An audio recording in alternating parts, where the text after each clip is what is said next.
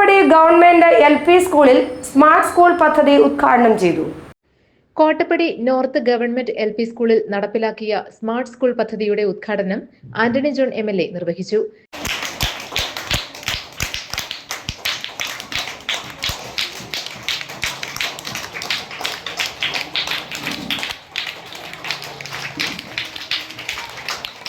ഗ്രാമപഞ്ചായത്ത് president mini Gopi അധ്യക്ഷത വഹിച്ച ചടങ്ങിൽ Abi Paul, Mettil Mathew, Sarama John, Jiji Sajeev, Sreeja Santhosh, Asha Ajin, Biji P Isaac, KB Sajeev, Jiji Job, TR Biniyath, Lalitha Kumari, Chithra Manoj, VM Shali, Joseph Antony, Nithya R Nair തുടങ്ങിയവർ പ്രസംഗിച്ചു.